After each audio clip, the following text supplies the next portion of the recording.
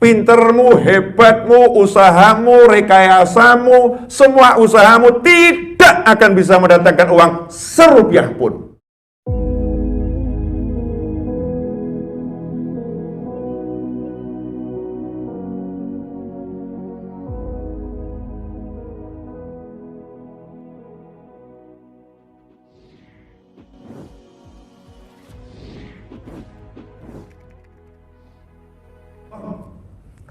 Saya mau nanya satu pertanyaan sederhana.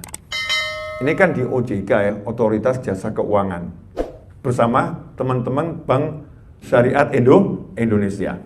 Artinya urusannya al-fulusu wal duitu. Betul ya? Urusannya al-fulusu wal duitu. Saya nanya pada semuanya, Pak Eko di samping kanan saya ataupun siapa yang lain, pilih mana? Dapat 1 sen berkah atau 1 triliun nggak berkah? Jawabannya mesti ngeyel gitu. Saya yakin itu yang nggak ada di opsi 1 triliun berkah. Nah, ini jawabannya kelihatannya betul, tapi salah. Dari pertanyaan tadi, betul pertanyaannya ya. Jawabannya kelihatannya betul, tapi salah. Karena ngeyelnya itu membuktikan takut kalau 1 sen yang berkah itu sedikit. Ya, berarti masih mikir jumlah angka. Ya, masih mikir jumlah angka 1 triliun. Ikhwani rahimakumullah, jangan pernah mikir jumlah angka. Mau 1 triliun, mau 10 triliun, mau 200 triliun, gak usah dipikir. Tapi fokus kita adalah barokah. Nah, karena banyak orang mikir angka, akhirnya demi angka ini berkah disingkirkan. Oh, saya ngurusin musola sama takmir cuma digaji 10.000, mana mungkin bisa makan angka. Ya, angka. Apalagi guru TPA digaji sama ibu-ibu, ya ibu-ibu dapat dari bapak suaminya. Guru TPA gajinya 1 bulan berapa? Ini 1 anak 5.000 rupiah. Santri TPA-nya cuma ada 10 orang. 1 bulan dapat 50.000 rupiah. Kalau ngitung angka, Masya Allah, kalimatnya kapan sugih? Kapan saya kaya? Ini buat beli beras saja nggak cukup untuk hidup berapa hari ini, habis ini, nggak bisa mikir angka. Nah, kalau kita terbiasa mikir angka dulu, repot hidup ini. Ya, hidup itu nggak boleh mikir angka. Walaupun kita di OJK yang selalu berurusan dengan meneliti angka. Ya, yang diliti angka. Tapi sebagai muslim, dalam kehidupan kita nggak boleh mikir angka. Mikirnya berkah. Kalau udah mikirnya berkah, yang lain akan ikut. Nggak usah dipikir, yang lain akan ikut. Karena al-barokah artinya apa? An-numu. Berkah itu sesuatu yang tumbuh. 1 triliun kalau ujung-ujungnya masuk penjara ngapain? Iya, 1 triliun kalau ujung-ujungnya sakit, nggak bisa ngapa-ngapain, ngapain? Tapi kalau berkah seperti tanaman. Tanamannya dia tumbuh, tambah besar. Itu barokah. Sehingga berkah itu manfaatnya bukan untuk kita sendiri, tapi manfaatnya untuk orang banyak. Berkah itu bukan untuk orang di sekitar kita, bahkan untuk anak keturunan kita, untuk cucu-cucu kita, terus cicit kita, mungkin sampai yaumil qiyamah, barokahnya nggak hilang, terus ada. Makanya kalau muslim yang satu ketemu muslim yang lain, itu doanya coba lihat. Assalamualaikum warahmatullahi wabarakatuh. Ini doa loh ya. Assalamualaikum, semoga selamat itu selalu menyertai kalian. Warahmatullah, rahmat juga menyertai kalian. Khusus berkah tidak mengatakan semoga berkah menyertai kalian, enggak.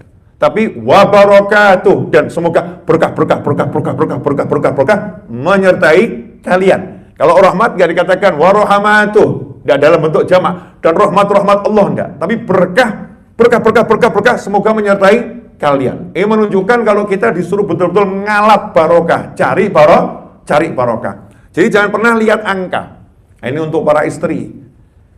Kalau gaji suaminya itu sedikit, jangan ngomong, ya, urip sama kamu, gaji cuma segini, kamu mintanya macem-macem. Suaminya jawab, insya Allah barokah. Berkah mikiro.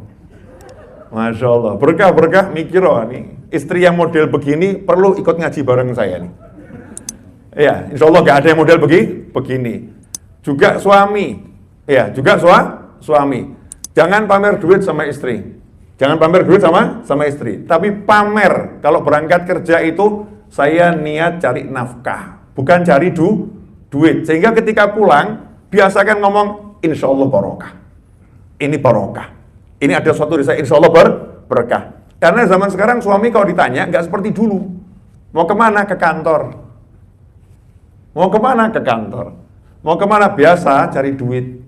Ya, biasa cari duit. Orang dulu nggak begitu. Mau kemana? Cari nafkah.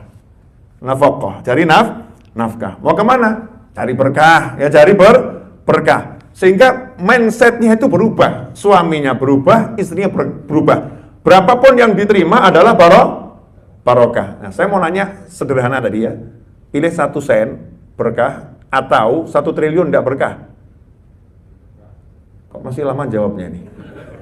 Ibu-ibu gimana ibu-ibu? Suaminya pulang ngasih 1 sen, tapi ngomong, ini insya Allah berkah. Ibu bahagia enggak? Bu, 1 sen. Suaminya ngomong, ini insya Allah berkah. Ibu bilang apa? Yakin. Loh, kita mau yang keterapan saja ya, nggak mengada-ada. Yakin nih. Bilang alhamdulillah. Innalillah.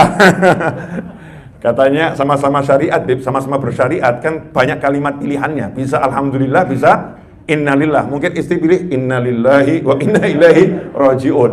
Kalau milihnya seperti itu berarti lagi kena musibah. Lah musibah itu pasti nggak enak. Ya pasti nggak enak. Tapi kalau dengar kalimat ini insya Allah berkah, diyakini itu. Barokah itu diyakini. Amin. Ya, amin. Berkah apa? Insya Allah berkah. Jangan mikir, ini bisa dibuat beli apa, bisa buat dibeli apa. Jangan dipikir. Nanti akan ada keajaiban. Namanya berkah itu tumbuh kok. Namanya berkah itu tumbuh. Nanti akan ada keajaiban. Saya ngomong begini karena sudah banyak contohnya. Jadi bukan teori ya, sudah banyak contohnya. Dan itu yang diajarkan sama Allah dan Nabi itu bukan teori ya. Nabi SAW, jangan salah. Guru-guru tuh ngajarinnya teori. Hasil penelitian fulan. Kalau Kanjeng Nabi SAW bukan teori, tapi ilmu pasti. Teori bisa berubah. Ilmu pasti dari langit gak mungkin berubah. Wahyun yuha. Tidaklah Nabi SAW itu berbicara dari hawa nafsunya, kecuali wahyu yang diberikan kepada beliau dari Allah Subhanahu wa Ta'ala. Yang berbicara Nabi, tapi Nabi dikasih tahu sama Allah Subhanahu wa Ta'ala yang menciptakan segala sesuatu. Jadi gak mungkin keliru. Lah kuncinya biar dapat berkah ini bagaimana? Ya, lau anna ahlal qura, seandainya penduduk satu negeri itu amanu wattaqau, beriman dan bertakwa, la fatahna, pasti kami bukakan.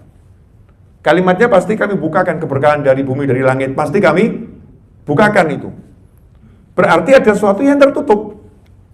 Kalau dibuka, berarti ada sesuatu yang tertutup. Berkahnya sudah ada di langit, berkahnya ada di bumi, tapi tertutup untuk dia. Kenapa tertutup untuk dia? Belum dibuka. Siapa yang bisa buka? Allah Subhanahu wa Ta'ala. Bagaimana Allah akan bukakan untuk dia? Kalau dia beriman dan bertakwa. Iman dan takwa. Nah, imannya dulu sekarang, sebelum takwanya. Saya mau nanya ini, tugasnya OJK ngapain Pak? Yang paling pokok? Menguasai industri jasa keuangan. Misalnya ada satu perusahaan gitu, atau di lembaga keuangannya. Seluruh sektornya ya. Kalau ada yang nggak beres keuangannya, melanggar aturan, OJK bisa nutup itu. Tentunya oleh proses itu bisa nutup. Oke. Berarti OJK ditakutin ya? Nggak ditakutin. Sama yang maksudnya sama yang melanggar-langgar itu. Sama yang melanggar OJK ditakutin. Oke. OJK meneliti pergerakan keuangan dari lembaga-lembaga yang ada. Sekarang saya mau nanya, lah yang meneliti Anda semua siapa? Yang meneliti saya siapa? Yang meneliti dan tidak perlu meneliti, kelihatan semua. Siapa? Allah Subhanahu wa Ta'ala. Nah, iman nggak ini? Saya, Anda, kita, iman nggak kalau setiap detik dilihat, diawasi, diteliti sama Allah Ta'ala? Nggak ada yang luput. Pasti kelihatan semua. Iman nggak? Kalau udah percaya itu, iman itu, insya Allah berkahnya datang. Tapi kita ini imannya sampai di mana? Cuman mungkin percaya, ya percaya dilihat sama Allah, tapi nggak iman. Contoh begini, iman beneran ya. Iman itu ada artinya percaya, ada artinya sudah betul-betul mengakar jadi keyakinan yang luar biasa. Contoh misalnya ini handphone saya ini kan lumayan berat ini. Kalau Pak Eko bilang, Habib, kalau Habib nakal saya lempar pakai handphone ini, misal, ya insya Allah enggak ya. Nah, saya lempar pakai handphone ini, saya nggak berani nakal, dilempar sama beliau sakit ini. Atau kalau beliau tanpa sengaja pegang handphone beliau juga, handphonenya terbang ke arah kepala saya, kira-kira bagaimana? Saya akan diam menerima seperti sepak bola di kop begitu atau saya menghindar? Menghindar, betul ya? Api, ibu-ibu di rumah masak, kompor menyala, mau nggak tangannya didekatkan ke api? Nggak mau. Boleh wajannya boleh, ya dandangnya silahkan, tapi tangan nggak boleh dekat sama api. Kenapa? Yakin ini akan membakar, ini panas, ini bisa merusak. Itu namanya iman yang benar gitu. Tahu, kemudian meyakini sehingga akan menghindari kalau itu berbahaya, betul? Akan mendekati kalau itu bawa manfaat. Nah, kita iman sama Allah Ta'ala, ini imannya seperti apa? Kalau urusan duit, mau berkah nomor satu, harus percaya semua urusan duitmu, rezekimu sudah ditanggung sama Allah Ta'ala. Pintermu, hebatmu, usahamu, rekayasamu, semua usahamu tidak akan bisa mendatangkan uang serupiah pun. Gak akan bisa. Kecuali kalau diizinkan oleh Allah Subhanahu wa Ta'ala. Harus itu imannya.